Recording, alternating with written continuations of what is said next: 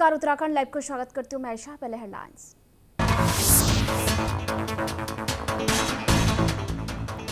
CM Dhami ने प्रदेशवासियों को दी इगास पर्व की बधाई। सीएम ने प्रदेश के युवाओं से की प्रदेश की लोक संस्कृति और लोक पर्व से जुड़ने की अपील।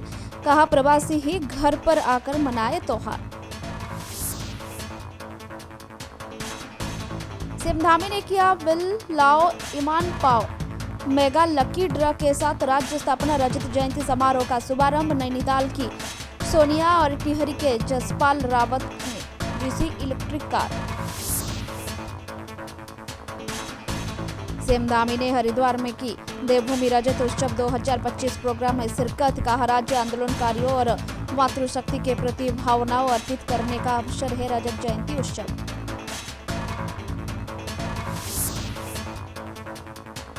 गुजरात में स्टैच्यू ऑफ यूनिटी के सामने एकता परेड में छाई उत्तराखंड की झांकी। देवभूमि की प्रकृति, संस्कृति और प्रगति की दिखाई झलक। पीएम मोदी ने की सराहना।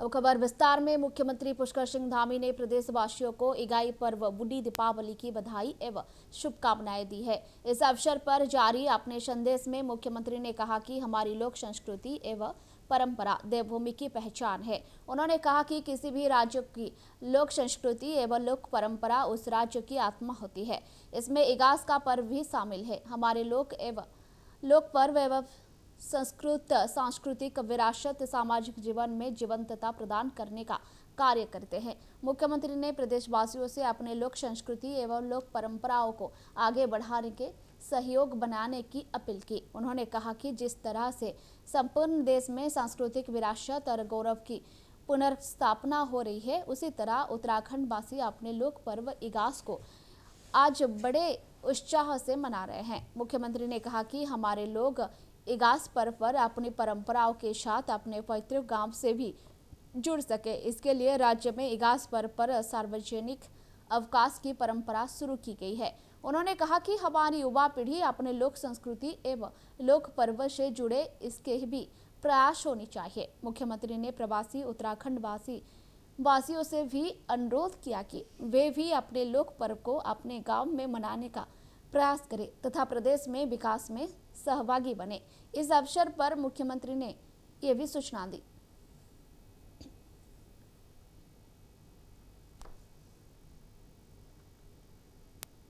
उत्तराखंड राज्य गठन को 25 साल पूरी हो रही है। ऐसे में इस 25वीं वर्षगांठ को राज्य सरकार रजत जयंती वर्ष के रूप में मना रही है। इसी क्रम में मुख्यमंत्री पुष्कर सिंह धामी ने शुक्रवार को राज्य स्थापना रजत जयंती समारोह का शुभारंभ किया। साथ ही सीएम ने सचिवालय में विल लाओ इनाम पाओ के तहत मेगा लकी ड्रा निकाला गया। राज्यकर विभाग उत्तराखंड की ओर से आयोजित इस कार्यक्रम में 1888 लकी ड्रा विजेता चुनी गई। विजेता नैनीताल जिले की सोनिया और टिहरी जिले के जसपाल रावत ने प्रथम विजेता के रूप में एक लकी ड्रा कार जीते। कार्यक्रम के दौरान सीएम धामी ने दोनों विजेताओं से फोन पर बात कर उन्हें शुभकामनाएं भी दी। सीएम ने कहा कि बिल लाओ इनाम पाओ योजना राज्य में जारी रहेगी।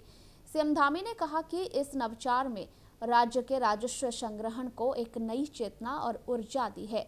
साल 2022 में शुरू की गई इस योजना के जरिए जन भागीदारी को कर प्रणाली से सीधे जोड़ने का प्रयास किया गया। इस योजना के तहत 6,50,000 बिल के जरिए 263 करोड़ रुपए का लेन देन की जानकारी को अपलोड किया गया।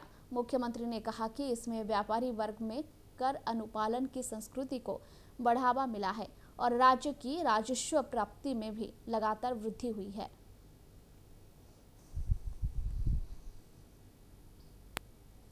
उत्तराखंड राज्य को बने हुए 9 नवंबर को 25 वर्ष पूरी होने जा रही है, जिसको लेकर प्रदेश रजत जयंती उत्सव बड़े ही धूमधाम से मना रहा है। उत्तराखंड के मुख्यमंत्री पुष्कर सिंह धामी हरिद्वार स्थित रोडीवेल वाला में रजत जयंती उत्सव के दूसरे दिन कार्यक्रम में पहुंचे, जहां उन्होंने कहा कार्यक्रम में शिरकत की और कई महत्वपूर्ण योजनाओं के बारे में जानकारी दी। उत्तराखंड के मुख्यमंत्री पुष्कर सिंह धामी ने रजत जयंती उत्सव के मौके पर कहा कि उत्तराखंड राज्य स्थापना के 25 वर्ष पूरी हो रहे हैं और 25 वर्ष पूरी होने के उपलक्ष्य में पूरे राज्य के लोग राज्योत्सव उत्तराखंड की सरकार इसको आयोजित कर रही है। आज मां गंगा के तट पर है इसकी शुरुआत हुई है और अब लगातार यह कार्यक्रम चलेंगे। 3 दिन तक राष्ट्रपति भी यहाँ रहने वाले हैं और प्रधानमंत्री नरेंद्र मोदी जी का भी सानिध्य हमको प्राप्त होगा। उत्तराखंड के मुख्यमंत्री पुष्कर सिंह धामी ने बिहार चुनाव को लेकर कहा, पूरे देश के अंदर जिन राज्यों में भी चुनाव हो रहे हैं सभी राज्यों में प्रधानमंत्री आदरणीय मोदी जी के नेतृत्व में डबल इंजन की सरकारी बन रही है, क्योंकि देश में दिखा है डबल इंजन की सरकार तेज गति से विकास करती है, सुशासन के नए कीर्तिमान स्थापित करते हैं। प्रधानमंत्री मोदी जी के नेतृत्व में बिहार में एनडीए गठबंधन भारी बहुमत से जीत हासिल करेगा। मैं बिहार के अंदर अनेक स्थानों पर गया हूं, मैं वहां लोगों के अंदर प्रत्येक रूप से एनडीए और भारतीय जनता पार्टी के लिए उत्साह देखा हूं।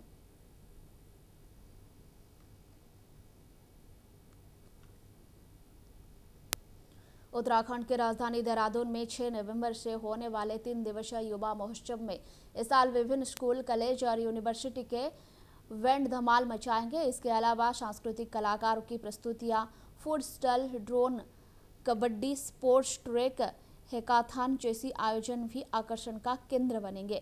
शुक्रवार को कैबिनेट मंत्री रेखा आर्य ने अधिकारियों के साथ बैठक में तैयारियों की अंतिम रूप दिया। यमुना कॉलेज स्थित कैंप कार्यालय पर आयोजित बैठक के बाद कैबिनेट मंत्री रेखा आर्य ने बताया कि इस बार के युवा महोत्सव में परंपरागत सांस्कृतिक प्रस्तुतियों और युवाओं के आधुनिक संगीत नृत्य का मिला जुला संगम देखने को मिलेगा। इस महोत्सव से युवाओं को ज्यादा से ज्यादा संख्या में जोड़ने के लिए प्रदेश की विभिन्न निजी और सरकारी यूनिवर्सिटी, साथ ही देहरादून के प्रतिष्ठित स्कूल के इवेंट को भी आमंत्रित किया गया है।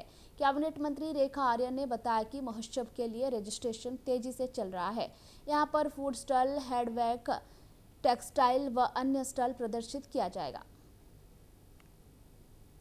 कल्याण विभाग के अधिकारियों के साथ में आज की बैठक रही है और खासकर यह बैठक राज्य स्तरीय युवा महोत्सव मनाए जाने को लेकर यह बैठक की गई है। युवा महोत्सव हम लोग हर साल ही मनाते हैं, लेकिन इस वर्ष युवा महोत्सव अपने आप में विशेष है क्योंकि हम लोग यह युवा महोत्सव पूरी तरीके से रजत जयंती वर्ष 2025 राज्य अपने बने हुए 25 वर्ष को पूर्ण कर रहा है, उसको समर्पित कर रहे हैं। इस युवा महोत्सव में हमारे बहुत सारे इवेंट्स होने जा रहे हैं, जिसमें हमारा स्पोर्ट्स टेक हैकाथन भी है, जिसमें हमारे फूड स्टॉल्स भी लगेंगे, जिसमें हमारे हैंडवर्क टेक्सटाइल्स का भी काम हमको देखने को मिलेगा।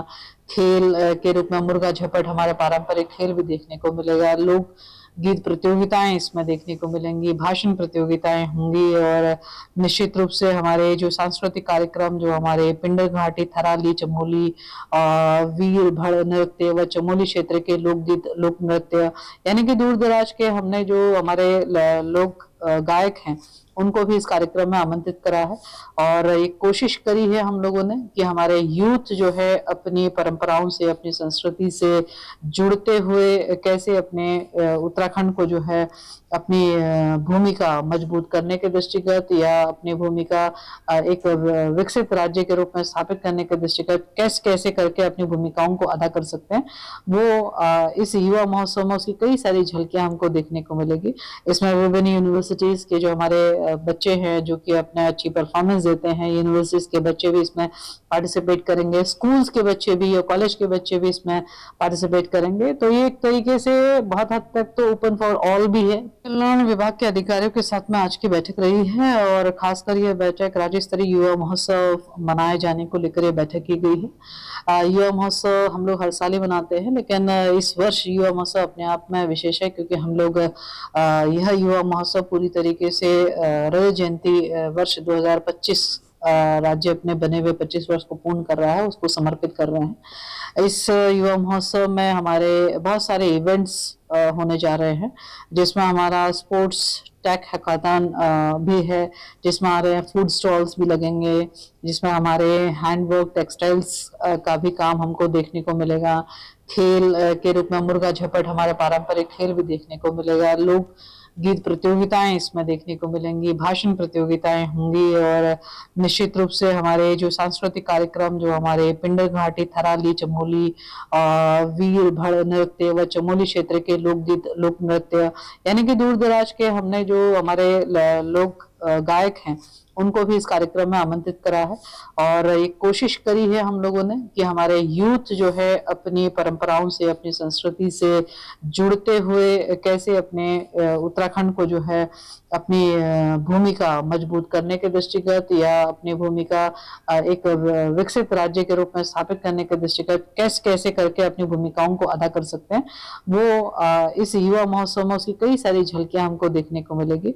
इसमें विभिन्न यूनिवर्सिटीज के जो हमारे बच्चे हैं जो कि अपने अच्छी परफॉर्मेंस देते हैं, यूनिवर्सिटीज के बच्चे भी इसमें पार्टिसिपेट करेंगे, स्कूल्स के बच्चे भी या कॉलेज के बच्चे भी इसमें पार्टिसिपेट करेंगे। तो ये एक तरीके से बहुत हद तक तो ओपन फॉर ऑल भी है। देहरादून मौसम में अचानक आई बदलाव और ठंड बढ़ने के साथ सर्दी, जुकाम, बुखार, खांसी और वायरल संक्रमण के मामले में वृद्धि की आशंका के चलते सीएमओ देहरादून ने जिले के सभी अस्पताल और स्वास्थ्य केंद्र को सतर्क रहने के निर्देश जारी किए हैं। सीएमओ देहरादून डॉक्टर मनोज कुमार शर्मा ने बताया कि मौसम परिवर्तन के इस दौर में छोटे बच्चे, बुजुर्गों और पहले से बीमार व्यक्तियों में संक्रमण का खतरा अधिक होता है। इस कारण अस्पताल में दवाइयां, बुखार जांच किट, ऑक्सीजन और आवश्यक चिकित्सीय संसाधनों की उपलब्धता सुनिश्चित रखने के कहा गया है। उन्होंने सभी स्वास्थ्य इकाइयों को ओपीडी में आने वाले मरीजों की सावधानी पूर्वक जांच, वायरल लक्षण देखने पर तुरंत ट्रीटमेंट और आवश्यक होने पर मरीज को आइसोलेशन की सलाह देने को कहा। साथ ही स्कूल, आंगनबाड़ी केंद्रों और सार्वजनिक स्थानों पर जागरूकता अभियान चलाने पर भी जोर दिया गया है। सीएमओ ने आम जनता से अपील की है कि तापमान में गिरावट के चलते वे अपने कपड़ों में बदलाव करें, सुबह शाम गर्म कपड़े पहने, घरों में धूप लगने दे, अधिक भीड़ वाले स्थानों पर स्मारक मास्क पहनने और संतुलित आहार के साथ शरीर की रोग प्रतिरोधक क्षमता को मजबूत बनाए। देखिए, जैसे आप जानते हैं सर्दियाँ शुरू हो गई हैं, मौसम जब चेंज होता है तो कई तरह के जो वायरस हैं, जो बैक्टीरिया हैं, थोड़ा ज़्यादा एक्टिव हो जाते हैं और इम्यूनिटी भी व्यक्ति की वीक होती है, जिसकी वजह से उसको कई तरह की जो बीमारियां हैं वो लगने के चांसेस रहते हैं। तो इसी क्रम में हमारे द्वारा जो है अस्पतालों को समय समय पर निर्देशित किया जाता है कि जितनी भी रेस्पिरेटरी इलनेस से संबंधित बीमारियां हैं, जैसे आपका यूआरआई हो सकता है, एलआरआई हो सकता है, आपका जो जितनी और जो बीमारियां हैं, फ्लूसिस वाली जो बीमारियां हैं, तो इनकी संभावना ज़्यादा रहती है। तो उसके क्रम में जो है पूरी तैयारियां अपने अस्पतालों में रखें और जो भी इसके लिए आवश्यक दवाइयां हैं उनकी भी उपलब्धता सुनिश्चित करें। मुझे लगता है कि कांग्रेस को दीपावली के मौके पर भी वो तो उसका समर्थन करते हैं, जो कहते हैं कि खुशी मत मनाइए, पटाखे मत जलाइए, इससे प्रदूषण होता है, वो हम भी मानते हैं। लेकिन जब क्रिसमस पर पटाखे जलते हैं तो उन्हें प्रदूषण नहीं दिखता, जब किसी और बहुत सारे और भी मौके हैं, अब मैं गिनाना नहीं चाहूंगी, उन पर जब पटाखे जलते हैं उस पर उनको प्रदूषण नहीं दिखता, लेकिन उनको प्रदूषण दीपावली पे दिखता है। तो ऐसे ही जब खुशी का मौका है, स्थापना दिवस है, बहुत अच्छे कार्य जो सरकार ने किए हैं और करने जा रही है, उन पर जब बात हो रही है और जब हमारे देश के सर्वोच्च स्थान पर रहने वाले जो दो लोग हैं, हमारी आदरणीय राष्ट्रपति जी, हमारे आदरणीय प्रधानमंत्री जी, दोनों के दौरे जब इस दौरान हमारे उत्तराखंड में लगने वाले उत्तराखंड में पहले शून्य धाम को उत्तराखंड का 5वां धाम घोषित किया गया है। आगामी 9 नवंबर राज्य स्थापना दिवस के शून्य धाम विधिवत उद्घाटन कर जनता के सदुपयोग किया जाएगा, लेकिन लगभग 92 करोड़ की लागत में बना शून्य धाम अब चर्चाओं का विषय बना हुआ है, क्योंकि कांग्रेस के वरिष्ठ नेता पूर्व मुख्यमंत्री हरीश रावत ने इस पर सवाल खड़े कर दिए हैं। हरीश रावत का कहना है कि भ्रष्टाचार की बुनियाद पर शहादत की दीवार खड़ी की गई है। इस विषय पर जब मुख्यमंत्री पुष्कर सिंह धामी से सवाल किए गए तो मुख्यमंत्री ने स्पष्ट तौर पर कहा कि भ्रष्टाचारियों के लिए उत्तराखंड में कोई जगह नहीं है। हमने सभी कार्य न्यायसंगत किए हैं। अगर किसी के पास भ्रष्टाचार को लेकर कोई सबूत है तो उस पर निश्चित तौर पर कार्रवाई की जाएगी। सबसे बड़ी बात तो यह है कि जहां बलिदान और शौर्य, हमारे शौर्य गाथा का प्रतीक सैन्य धाम है, उस सैन्य धाम के नीचे हमारे, मैं समझता हूँ इससे खुला और क्या भ्रष्टाचार हो सकता है कि एक खाले को, एक नाले को पूरा घेर करके एक प्राइवेट व्यक्ति को दे दिया गया है। और किसने दिया है मैं नहीं जानता, लेकिन उससे सैन्य धाम के लिए भी भविष्य में खतरा है। सबसे बड़ी बात यह है कि नाले खाले आदि यदि ये बंद हो जाएंगे, ये प्राकृतिक आउटलेट हैं हमारे, हैं? यदि ये बंद हो जाएंगे तो देहरादून का अस्तित्व खतरे में पड़ जाएगा। गुजरात के केवड़िया में स्टैच्यू ऑफ यूनिटी के सम्मुख आयोजित एकता परेड में उत्तराखंड की झांकी के माध्यम से देवभूमि की प्रकृति, संस्कृति और प्रगति के विभिन्न रूप रंगों की छटा बिखरी। प्रधानमंत्री श्री नरेंद्र मोदी ने भव्य एकता परेड का निरीक्षण करते हुए उत्तराखंड की झांकी और लोक कलाकारों के प्रदर्शन की ताली बजाकर सराहना भी की। सूचना विभाग के संयुक्त निर्देशक के नेतृत्व में उत्तराखंड की झांकी के साथ राज्य के लोक कलाकार के दल ने लोकगीत की धुनों के साथ पारंपरिक नृत्य का प्रदर्शन किया।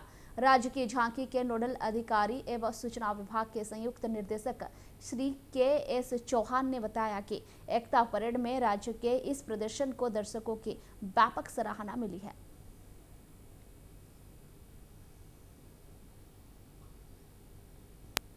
राजधानी देहरादून में बाल शिक्षावृत्ति पर रोक लगाने का प्रयास लगातार जारी है। इसके लिए जिला स्तर पर कई टीमों का गठन किया गया है और जगह जगह पर ऐसे बच्चों को चिन्हित करके उन्हें हर संभव सुविधाएं देकर समाज की मुख्य धारा में जोड़ने की पहल की जा रही है। देहरादून के जिलाधिकारी सविन बशल ने इसको लेकर कहा कि बच्चों को मुख्य धारा में जोड़ते हुए शिक्षा के बेहतर प्रबंध किए गए हैं। इसके अलावा उन्हें तमाम सुविधाएं दी जा रही है। उन्होंने कहा कि इसके लिए कई टीमों का गठन किया गया है और अधिकारियों की देखरेख में ऐसे बच्चों चिन्हित किया जा रहा है जो इस कार्य में जुटे हैं।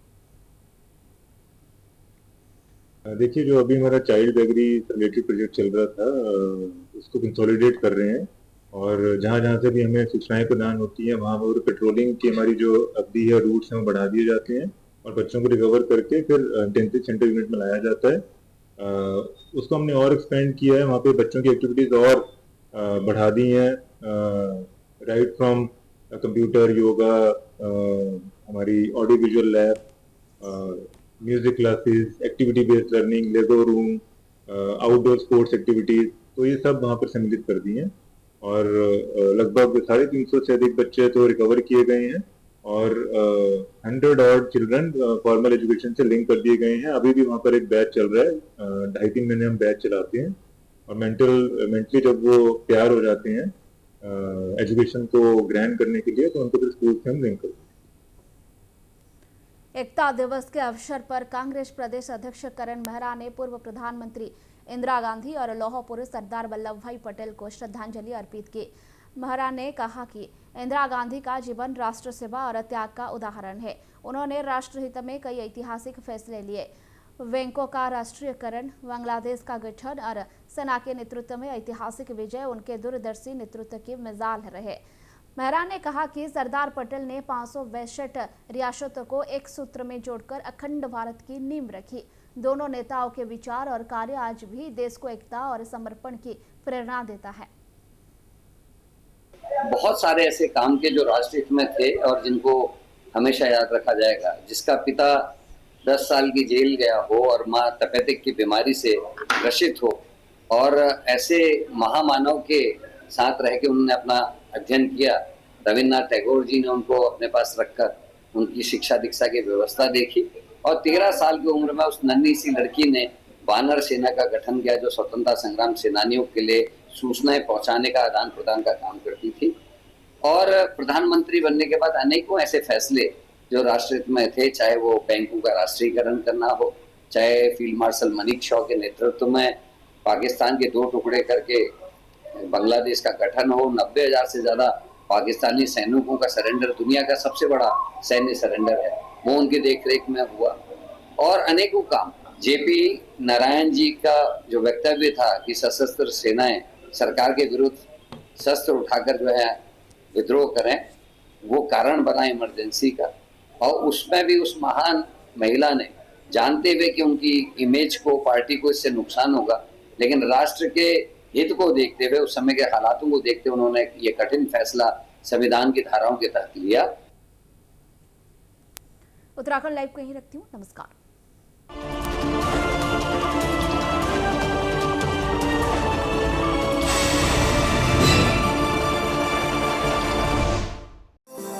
है।